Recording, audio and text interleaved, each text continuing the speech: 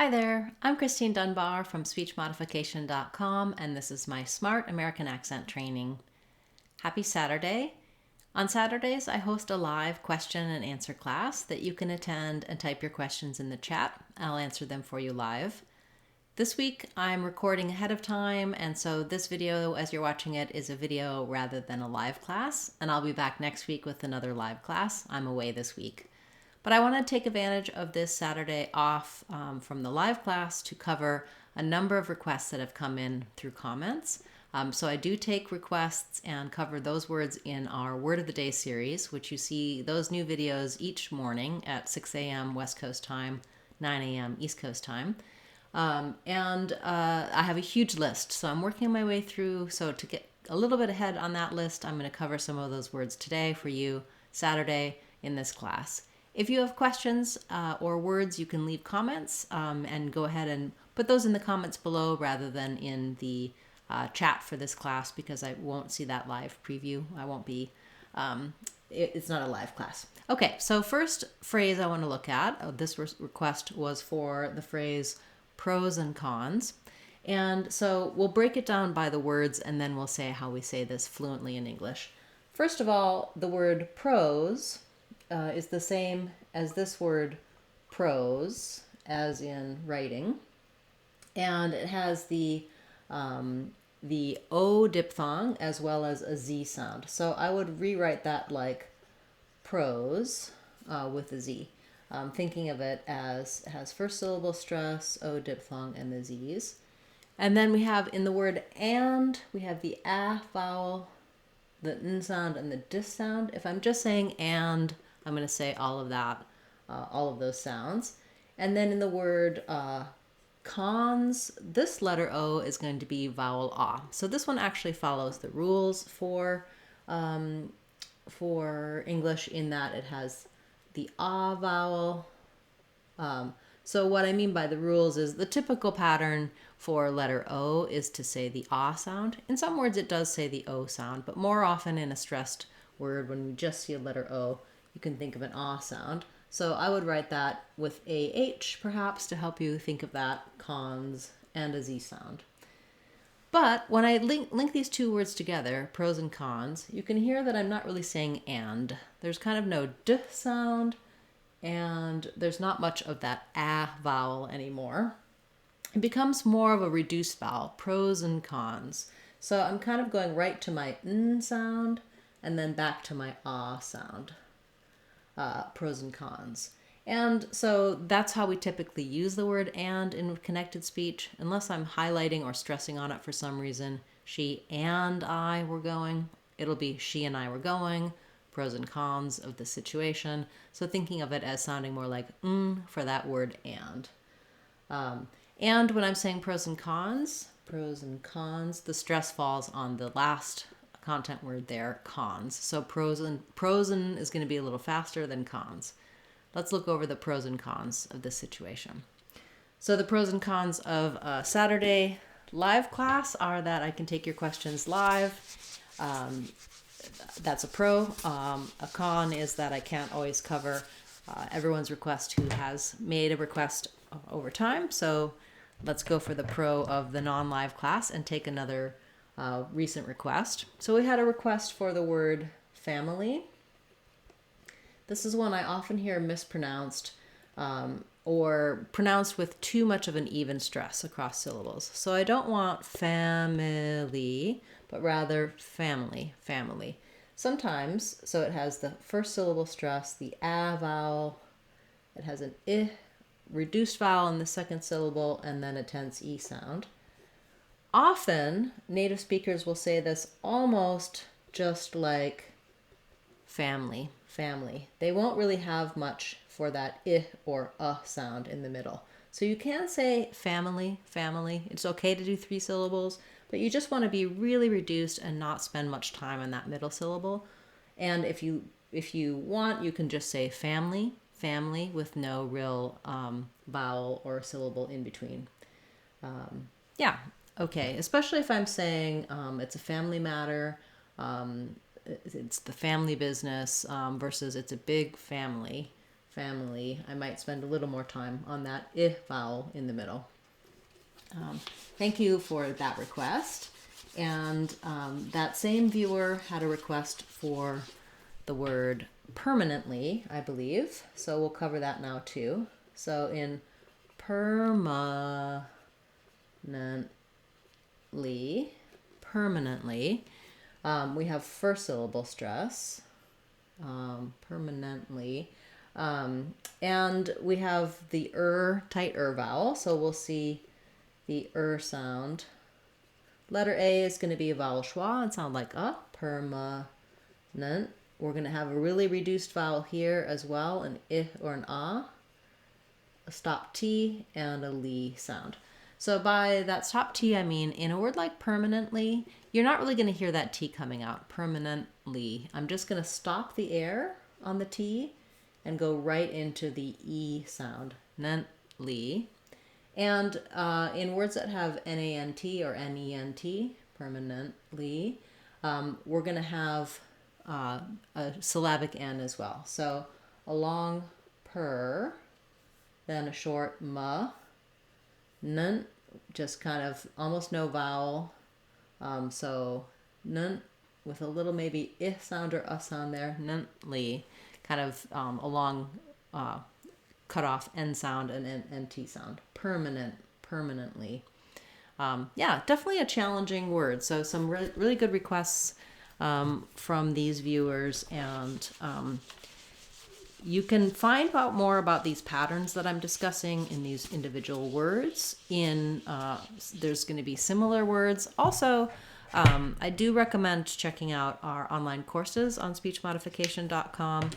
In our American Accent 6-week course, we talk about some of these types of patterns like stopped T, how it happens, T in the middle of words versus ends of words, and the NT sounds, how we often drop those N sounds. We also talk about those in our Sounds of English course that goes through all of the sounds of English. That's a really great ground level foundational course for you. So check out those on speechmodification.com. Now let's look at the word responsibility. So responsibility, another longer word. In responsibility, we have the stress on the bil syllable, third to last syllable. Letters RE, when they are unstressed at the start of the word, are often the I sound. So we'll see that with a little I symbol like in it. It will respond. Letter O again is going to have some secondary stress here, be the A vowel. And then responsible, here's our stress. Again, the I vowel, but it's going to be held longer. And then another unstressed I, a flap T, and an E sound. Writing that out with alternative spelling, it'll be like respond. I'll write that with AH. S or si. Bill itty. Ran out of room, such a long word. So in a longer word like responsibility, I have two suggestions that I usually make. One is start on the stress syllable, like ability, responsibility. That's going to help you remember where that stress falls and get the rhythm correct. Two, try saying each syllable slowly and then speed up, but keep the rhythm the same. So I don't want to go too slow or too even across the syllables. I still want to be longer on bill and shorter on my other syllables. That sounds like responsibility, responsibility, responsibility. Then after you've mastered the word by itself, do try practicing it in some short phrases so that it comes naturally and smoothly to you when you need to use it for that. For example, he never takes responsibility. It was my responsibility to take care of it. The kids are showing more responsibility now that they're growing up. Okay, thank you for that request. I also want to take a look at, we had a request about the word surface. So let's take a look at a few things for this word. So the viewer was asking about the difference between service and surface. So let's look at that first. In service, we have first syllable stress. And the only real difference between these two is that in service, the V sound, is voiced, versus surface, the f sound, is voiceless. What I mean by that is if I say the sound that V makes, I can feel vibration here. If I say the sound that letter F makes, there's no vibration here because just air is flowing and my vocal folds aren't vibrating. So thinking about that, like service versus surface, that's the main difference between these two. You might look at surface and think, oh, that's not pronounced that way. What about that F-A-C-E-E? F-A-C-E, that's like face, like my face. And often I will hear people mispronounce surface with a little bit, they're trying to do that A of face. This is an example of a very reduced vowel. So even though we spell surface with F-A-C-E like face, we don't have a clear vowel because in surface, the first syllable is stressed and the second syllable is short and it has the reduced vowel.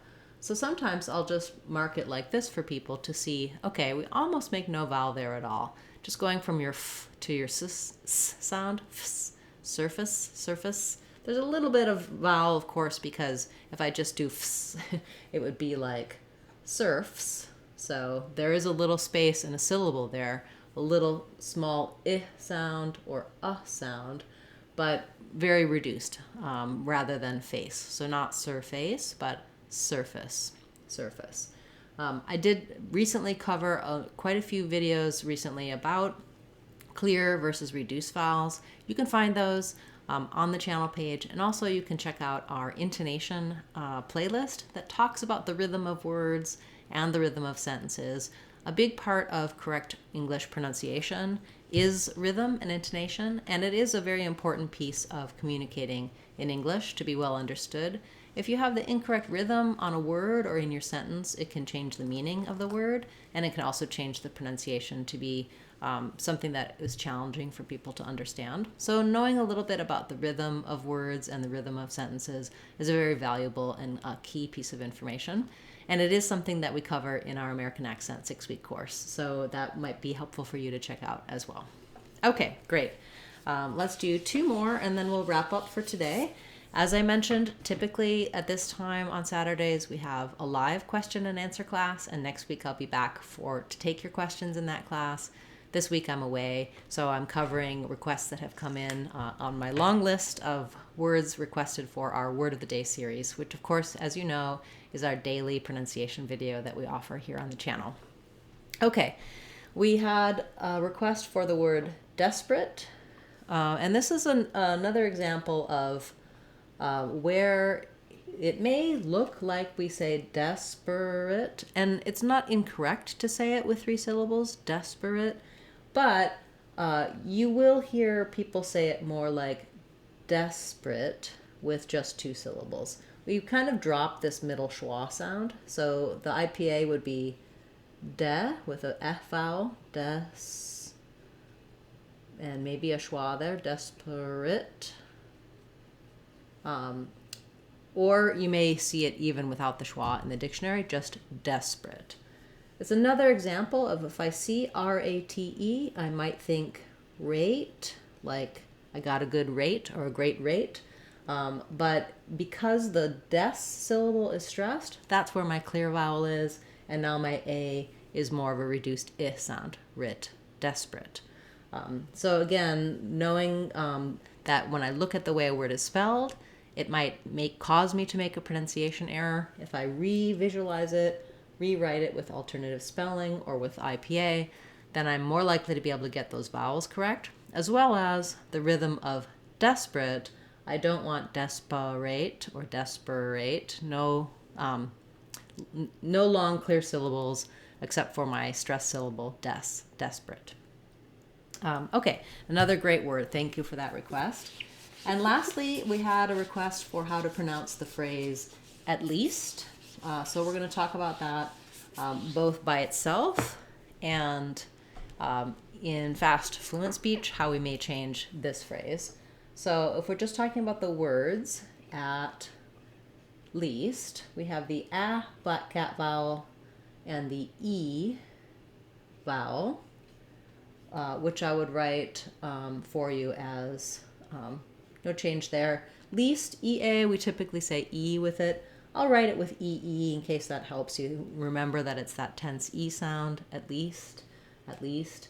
And you see how it's stressed on the word least. At is just a helping word here. It's very short and it's unstressed. So if I'm saying, at least he was there, at least we have a roof over our heads, I'm going to use my ah vowel here. But in connected speech, the ah sound of at may get a little bit reduced to less than a clear vowel. For example, if I'm saying, I have at least 20 things to do, at least, you can hear I'm not saying I have at least 20 things to do, I have at least. So it may get reduced to more of an I sound, or just thinking of that as a reduced vowel, at least, a little bit of a schwa sound. Basically, you want to be very, very light and fast on that ah vowel. We talked about this recently, talking about the word that. If I'm stressing on that, I'd like that one. That's what I think. We have that clear ah vowel. But if I'm saying, for example, I think that you should, I'm not saying I think that you should with that clear ah vowel. It becomes more of a reduced vowel again. So thinking about that, I think that you should. So there's many cases of these types of reductions in English. So if you're thinking about the words and the phrase at least, you can always say it with an ah sound, but you always want that to be shorter than your least. And sometimes it may be so short and reduced that the vowel loses its clarity and becomes more at least, at least. So at least we covered a few people's requests today in this class, and I look forward to seeing you. I hope you'll be back next Saturday with your questions. Do leave comments after the video or in the comments below for me. If you have some requests and questions, I can talk about them next week, and I can also add them to my list to cover in our Word of the Day series. As I mentioned at the beginning, you can find more resources, both free courses, free practice materials, and some inexpensive online courses on our website, speechmodification.com. So I hope you'll check that out if you found today's class to be helpful. Thanks so much for watching this video, for your likes, your shares, comments, and especially those of you who have subscribed to the channel or joined as channel members. I truly appreciate your support, and I look forward to seeing you in our next class. I'm Christine Dunbar from speechmodification.com. Remember, if you want to sound like a native speaker, you can do it. speechmodification.com. Bye, everyone. Hope to see you again soon.